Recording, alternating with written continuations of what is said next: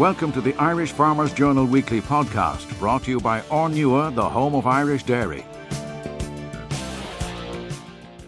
Hello, Patrick Gunnow here, news editor with the Irish Farmers Journal. This week, the European Commission announced a new €500 million aid package for farmers. There's €150 million to be paid in exchange of voluntary milk production cuts, and €350 million for other actions to help with falling farm gate prices. Ireland will get just over €11 million of this, and my colleague, Amy Fitzgibbon, asked the Minister for Agriculture, Michael Creed, if he was happy with that amount.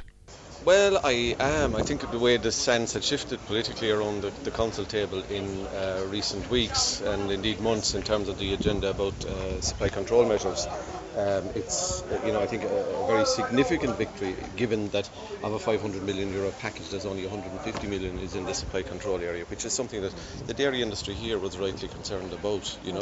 Because even at yesterday's council table, there were people still hankering after the milk quota days. Yeah. So it's I think significant that we get 350 on the other side, and 11 million is our share out of that. So would you be worried about maybe the conditions that are attached to that targeted aid? Well, we wait that detail now, okay. But I think reasonably assured that there'll be sufficient flexibility around it. And would you maybe just finally be able to reassure beef farmers that they'd also be able to get a slice of the package? The ICSA was saying yesterday it's dairy farmers seem to be getting all the they're the decisions. I mean, the 11 million doesn't come with strings attached exclusively to dairying, so they're the decisions that I'm sure I'll hear more about in here. Cover it along the livestock sectors. Thank you very much, Minister.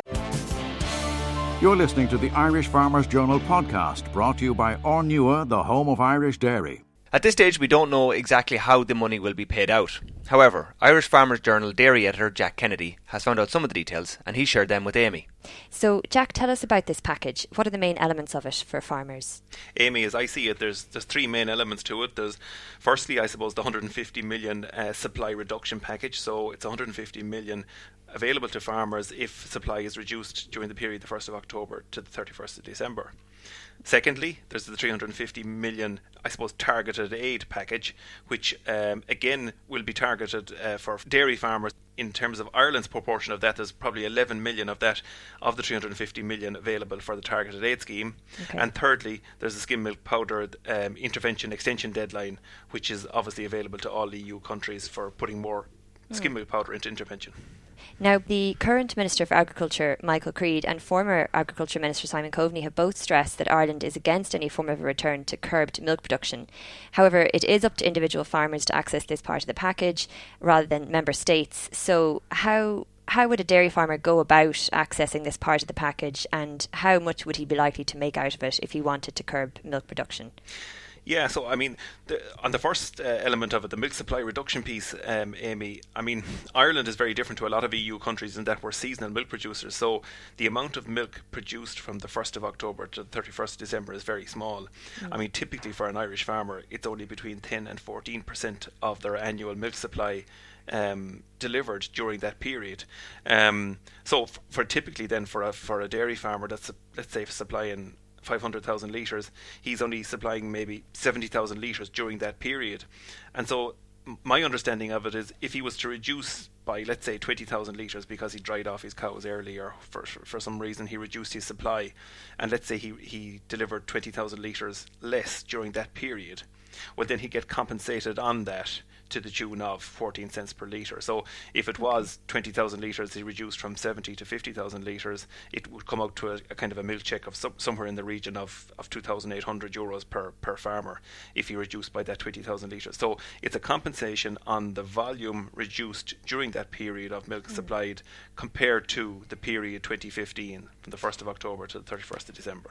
It sounds like still quite an attractive figure, given the situation dairy farmers are in at the moment. I think. Do you think there might be some dairy farmers who'd be looking at that option? Yeah, typically I wouldn't say so in Ireland, to be honest with you. And I don't think some of the processors will probably. I mean, obviously it's a deal between the processor and the farmer, because that's who the farmer is supplying. So number one, he'll have to do the deal with his processor if the processor is going to make it available to him or her.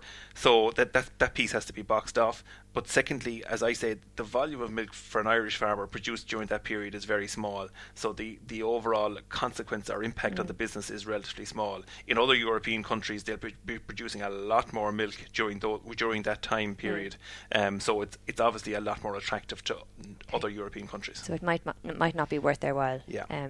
Okay. And how about if farmers were to avail of the 11.1? Well, they will be availing of the 11.1 million. How much are dairy farmers likely to make out of this slice of the package? Yeah, so I mean, if it stays at the 11.1 million, Amy, and if you were to divide it by the 18,000 dairy farmers in Ireland, I mean, effectively, on average, it comes out at, give or take, €600 per dairy farmer. Okay. And typically for Ireland, it's for a 70 cow herder, it's something around €10 a cow. But I think the message is that it's not going to be a flat rate payment like that. So have we any more detail on that today, on the sort of conditions that we'd be looking at? Yeah, I think, Amy, we're fairly clear that we're not going to get that flat rate payment, that check in the post for dairy farmers that we had last year. That we had last year, exactly. I think we're looking more like a kind of a low interest rate loan option. So for farmers that were looking for funding at low interest rates, I think there's a cost obviously to that, and I think that's maybe where the money will be directed towards. I suppose the other option then is that part of that 350 million, or the 11 million in Ireland's case, could be used for further reduction supply. So if a country, some European countries like Holland or Germany, where they would have large supply at that time of the year, they might use part of that targeted aid funding towards the supply reduction funding. So I think you could probably see that a lot of that happening in other European countries, but not in Ireland. So I think in summary, not going to be a flat rate, and you're probably looking at some kind of a system or some kind of a scenario where the funds are paid out in terms of a low interest rate loan to farmers. So this brings up the other issue then, which is that the ICSA came out on Monday to say that, to question the fact that dairy is getting yet another package while beef farmers are struggling to make ends meet. So Minister of Agriculture, we heard yesterday, Michael Creed, he said that he gave some hope to beef farmers by confirming that the package is not linked exclusively to dairy. So in your opinion, are beef farmers likely to get some of this money as well? Personally, I don't think they will, but I mean, that's not saying they don't deserve it, but I think the way it has come from the EU Commission, I think it's focused more at dairy farmers. Okay. Now look at, I mean, they've every right to campaign for their own package, beef farmers or livestock farmers in general, but I think for me it's a targeted aid at dairy farmers is what I'm seeing. Okay, and do you think that dairy farmers will be happy with this payment? Look at Amy, everything is a benefit. Dairy farmers in general are producing well below the cost of production. If their cost of production are somewhere around 30 cents a litre and milk prices at 23 cents a litre, there's a large gap there in terms of cost of production. So everything is of benefit and will be welcomed. Okay, thanks very much, Jack. We'll await more details on this. We hope that you're enjoying this Irish Farmers Journal podcast, brought to you by Ornua, the home of Irish dairy. Find out more at farmersjournal.ie. Staying with Brussels, the European Commission has worked out how much each EU country will have to cut its greenhouse gas emissions by 2030. This is to implement the global climate change agreement adopted in Paris last December. If the proposal is approved, Ireland will have to cut its emissions by 30% compared to 2005, just like the EU average.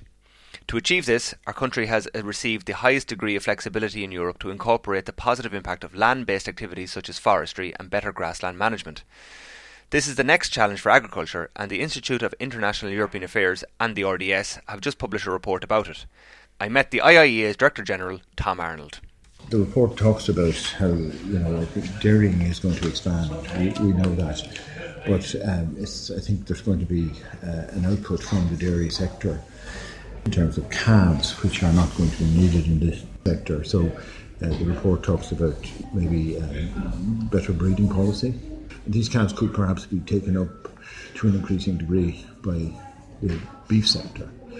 So there are other ideas as well, I think, about how we just make the dairy beef sector more climate efficient. How do you go with implementing such things like that? Well, I think that even getting a cow calving per year or culling empties. Yeah, well, I think you're back to a combination of either incentive systems or better farm practices. I mean, we are talking all the time here about trying to align incentives in the direction that you're trying to. If you want to achieve something, you shouldn't have incentives pulling in different directions. Now, we don't get into the detail of that, but I think the principle is very important, and I think it's up to the policymakers after that to examine issues like that. I think that this is where ultimately I think we need to discuss this. We are faced with a few realities. One reality is dairying is going to expand, and there's a complete logic to that. It's where our comparative advantage lies, and we can do economically, etc. We have to make sure that expansion takes place in areas that can environmentally take that. But then we have other responsibilities of reducing our emissions. And if we have particularly very inefficient systems for producing beef, which have as a consequence high levels of emissions, maybe we can look to see how the whole sector, i.e. the dairy plus beef, can work together by Ray to deal with that. And finally then on my side, a very emotive issue we're seeing in a certain county in Ireland, Leitrim, with regard to forestry. Yeah. Are we there yet? Are we ready? No, we're not. And in fact, I there's a piece in today's journal which you may have written. You may have seen under Tom Curley and myself, both joint authors of that. And that's one of the examples where I say, there are some issues in the report that we're acknowledging, but we're not having the answers to. And it is a very legitimate issue to say, look, quite obviously we need to increase our forestry for all sorts of reasons. Some income reasons for farmers, others to increase the carbon sink like Eugene Hendricks were talking about. But there's very legitimate concerns about the future of rural communities, social infrastructure, and we're going to have to face up to those and talk about those things. The Irish Farmers Journal Weekly Podcast, brought to you by Ornua, the home of Irish dairy. One of the solutions to reduce greenhouse gas emissions is renewable energy, and Ireland's behind its targets in this area. Solar power is becoming increasingly popular, and the IFA organised a conference last week for farmers interested in developing it on their land. My colleague Anthony Jordan was there, and he first asked James Staines, a partner with Kennedy's law firm, about the legal implications. Well, when it's become very popular solar, when people are approached by these solar companies, they should look out for the following things. They'll be presented with an exclusivity agreement in some cases, and which means they can't talk to anyone else a period of time. But most importantly, it allows the solar company go off and apply for a grid connection. You need to make sure that if they do that, what happens if the grid connection doesn't work, or if you want to buy the grid connection back, or if they don't proceed with it. And that's very important that clause goes in. The next document that people need to be aware of is the option agreement. You need to get legal advice on that. That sets out the term of time that they will spend getting the planning permission, getting the finance in place, getting the grid connection, and it can lock down your land with certain restrictions for 3 to 5 years. You should also get a fee for that, and any legal costs should also be covered as well. You should make sure that the scope of the land that they're going to apply for the planning permission on is well covered, and any issues about rights of way or access are dealt with in it. The other document then is the lease agreement. Now, it's very important to note that when you sign the option agreement, you will be locked into the lease agreement as well, and it's not that you can come back in 3 years' time and renegotiate the lease. You're tied into whatever you signed at the time. The main important parts of the lease agreement are the area that they're going to take the lease on, the rent they're going to pay you, and that can be negotiated, the rent review, which can be dependent upon CPI index or dependent upon what tariffs are being paid, and there should be a lot of pushback and negotiation in relation to the rent. The next one is the term of the lease, sometimes for 25 years, sometimes 30, sometimes with an extra 5 years right renewal on it, and you should negotiate that's to be done by agreement. Then the other main issues are rights of way, access, cables coming over your land, and making sure that you have access to your other lands that may not be part. It's also important to note under the lease is that there will be restrictions what you can do in your land in terms of planting or building buildings within a certain distance of the leased lands, and you need to be very careful that you don't restrict yourself on the sites for your children or something like that. Other issues to bear in mind are this is a 25-30 year lease, and if for example there's a prospect of you selling your land for development, you will hinder your right to develop it because you'll have to sell the land with the lease on it, and you will devalue it for development purposes, and you need to balance that up. The other issue are the tax and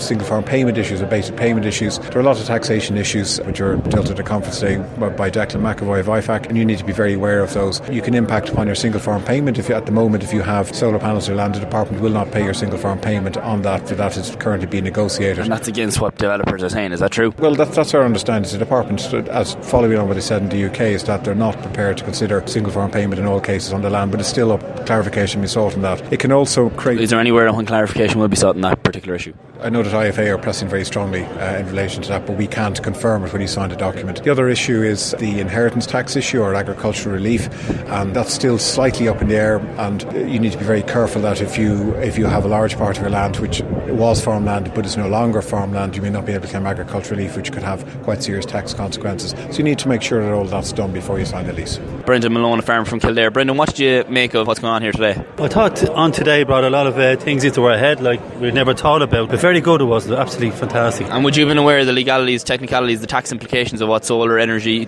on your land would bring? So much, yes, but inside there a lot more into my head, big time. And a lot of it would have been clarified for you? Clarified in there, yes. I must say they're fantastic, the IFA, the whole lot, to bring things on right. And would you ever consider putting solar power on your land? Well, I'm on the way doing it at the moment now, I am, but it has brought another things to my head and give me more options to do things and the whole lot, but yes, I am going doing it, yes. Do you see, has anything here put you off, maybe the legal side of it and how maybe you can slip up in terms of legalities, has that put you off in any way? No, the legal wise inside here, no.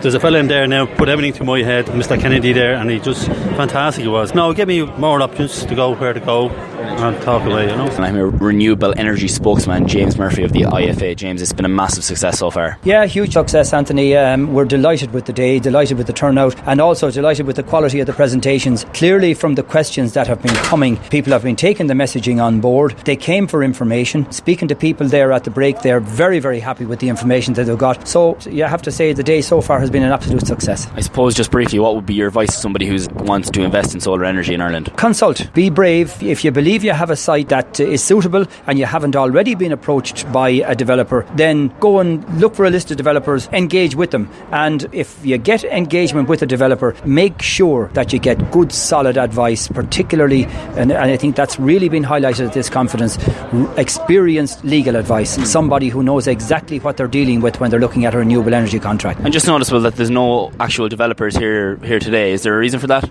Yes, this is a farmers and landowners event. We had loads of developers who wanted to come, who made the strongest possible case that they should come. Nothing personal against them, but look, this was an event for farmers and landowners. We wanted to get them good solid information that they can use in their interaction with developers. I suppose on the legal side of everything, you were kind of warning against developers maybe taking advantage. Have you spoken to developers about this? We have. I would have to say much of the messaging that we've given to developers is taken on board. James Murphy, thank you very much. You're very, very welcome.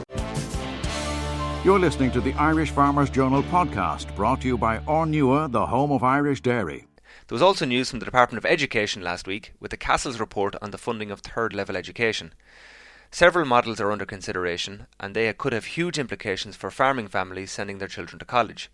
Our education specialist, Mary Phelan, has the details in this week's Irish Country Living, and she tells Ciara Leahy what could be coming down the line for farmers and their families.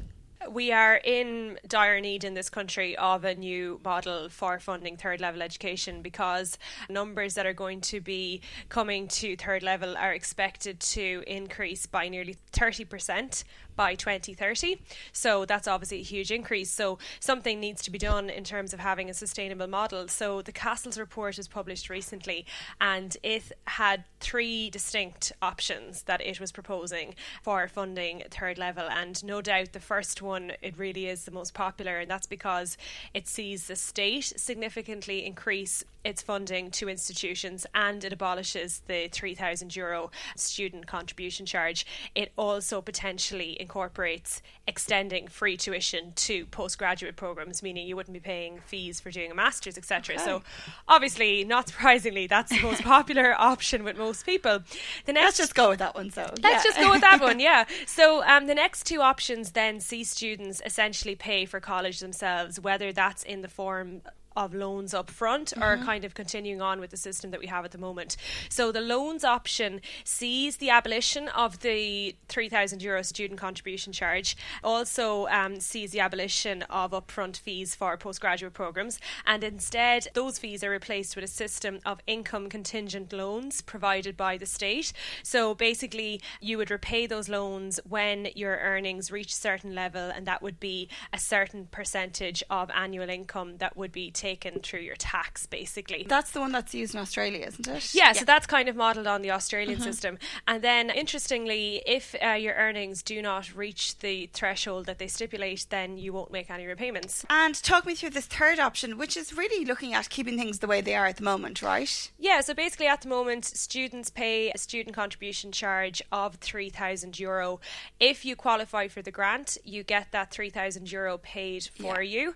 So some people who get the grant just get that paid for them, and some people who get the grant get money for living expenses and get that paid for them. So under this system, everything would be kept the same, except that the government would increase the number of people who qualify to get the student contribution charge paid for them. So obviously that would be an improvement on the way things are at the moment. So that system also sees the government increasing funding for universities using state money as well. Now, Mary, in relation to farming families, this report has some potential unwelcome news. And I suppose this is something that has come up over and over again, the acid test. Yes, so the acid test rears its head again. It was announced in budget 2012 that it would be introduced, but we are now in 2016. Nothing has materialised. But in this report, it is explicitly mentioned. It says there are well discussed inadequacies in the current means testing arrangements, which only consider income and take no account of capital, assets or accumulated wealth. And even recommendation 5 of the report says the current model of student support maintenance grant should continue and should be better targeted by taking account of capital, assets and accumulated wealth. So basically what this means is if you've got a farm, that land is now going to be considered in your asset test as well as your income. Yeah, so basically it means that farmers, as you say, who have a farm worth maybe €1 million or something, that's taken into account, whereas we all know that farmers might be asset rich but quite often they're income poor. So this really is not good news for farmers. We were looking at HEA data. Now, the most recently available data on this particular issue dates back to 2011-2012, but what that actually found was that of the new entrants to third level in that year, 8.9% of those who got grants were farmers, and according to the same survey, 36.1% of new entrants to third level overall got the grant, and then 41.8% of farmers' children got the grant. So you've got 36.1% of students overall versus 41.8% of farmers' children. That's not really that big of a difference. That's a 5% difference between the general population and the farming community, which shows that really farmers' children are not disproportionately receiving the grant really when compared to the rest of the population. Okay, and you say the income farmers submit when applying for the maintenance grants is very strictly controlled as it is. Yeah, it's very strictly controlled. You cannot submit the same income that is used for income tax purposes as you can for the maintenance grant. There are actually more rules applied to the income when you're applying for the maintenance grant. These rules include there's a number of expenses that are disallowed, so such as capital expenditure, interest on capital expenditure, interest on leasing expenditure as well. So when those are included in the accounts, it makes your income look bigger than what it actually is. And I mean, average farming income in 2015 was 26,536. I mean, that's really what farmers are making. So to make that look bigger because expenses are not allowed in the accounts, or to make that look bigger because you have a farm worth a certain amount, really, I think anybody would agree that's not a very fair way of determining who deserves a bit of help with going to college. Absolutely. I suppose the last thing is, I mean, as you said earlier, I mean, it's come up since 2012, the whole thing about acid testing. Does it look like it's actually likely to actually happen? Well, I think this report says quite a lot. Those 3 models of funding higher level education that I explained earlier, I mean, there's something for everyone. Obviously, everyone's going to want the model which sees the government basically fund everything. Cough up.